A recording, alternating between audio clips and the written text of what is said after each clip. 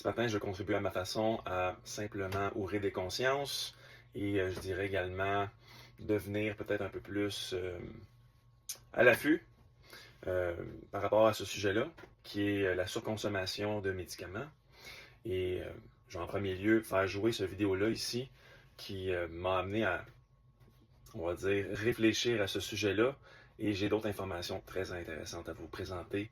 Une fois que cette vidéo-là a joué, c'est parti. Surmédication, c'est un grave problème. Il y a une dame qui est venue chez moi hier, fait de la misère, t'es comme pas bien. Puis là, j'ai dit, madame, est-ce que vous pouvez me sortir votre posologie? Parce que j'ai des amis médecins aussi carrière au Québec qui veulent aider. Et on a sorti sa posologie, je l'ai envoyé à des médecins, puis je l'ai mis dans le chat GPT, j'ai la même version que les hôpitaux américains.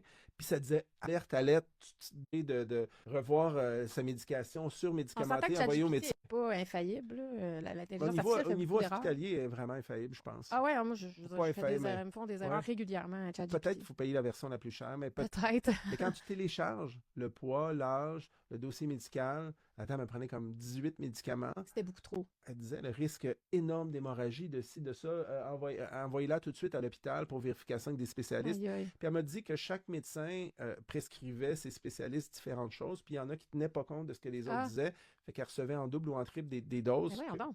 Et le pharmacien, Alarme, lui, il mon chat approuve ça GPT, après. c'était comme alarme, en Mais je peux pas voilà. croire, il y a un pharmacien qui passe son dossier après. Je comprends pas moi non plus. Pour ceux qui suivent mon parcours, vous savez que je fais souvent de la formation continue au Minnesota, à l'université Northwestern Health and Science.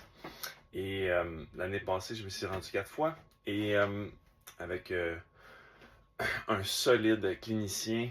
Et je vais faire jouer la vidéo et je vais traduire par la suite. Parce que j'ai filmé exactement ce moment-là, au bon moment, le bon timing, où ce qui parlait de l'interaction entre les différents médicaments en général.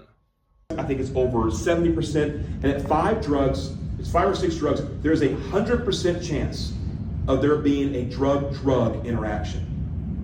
17 drugs, nobody on the planet knows the interaction of those 17 drugs. Drugs are toxic. Drugs are toxic. Pour résumer ce qu'il dit, il explique qu'il y a 100% de chances qu'il y ait des interactions entre les différents médicaments quand on consomme 5 à 6 en même temps. Donc,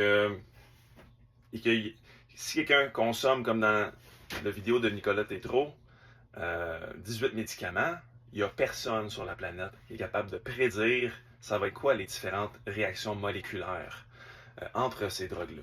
Donc, je trouve que c'est une information extrêmement pertinente à savoir.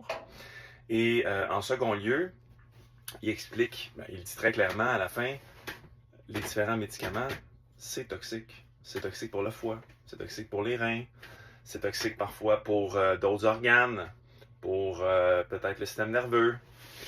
Et on vit déjà dans une pollution assez incroyable, une vraie soupe de toxines.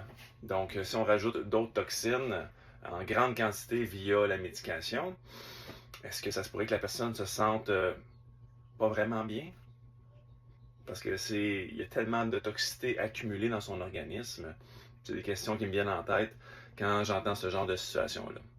Donc, à mes yeux, qu'est-ce qu'il faut faire? Premièrement, solution to pollution is dilution.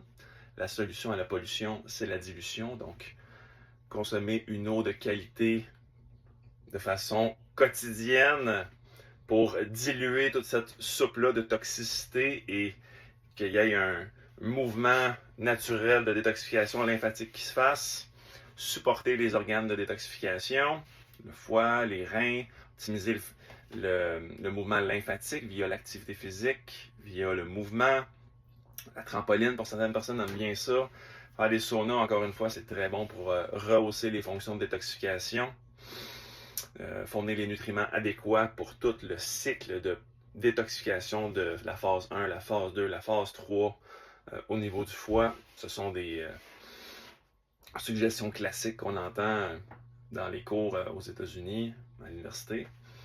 Et je vais mettre une petite charte de juste tous les nutriments qu'on a besoin sur une base journalière pour être en mesure de faire en sorte que nos organes de détoxification puissent faire leur travail adéquatement. Et je dirais également, si quelqu'un est au prix avec autant de challenge, eh bien, il va falloir travailler vraiment à la source. Il faut travailler à la source de la problématique. Et ça passe... la source, c'est quoi? Ben, en général, c'est l'hygiène de vie. Hein. Comment est-ce que tu vis? Qu'est-ce que tu manges? Qu'est-ce que tu bois? Avec qui tu te tiens? Qu'est-ce que tu écoutes? Tes pensées, tout ça, ça a un impact sur ta biologie, ta physiologie. De ce fait, je veux pas que la vidéo dure des heures, mais c'est simplement pour une prise de conscience et être à l'affût. Donc, mon but, c'est d'informer. Je pense que c'est fait. Sur ce, bon dimanche.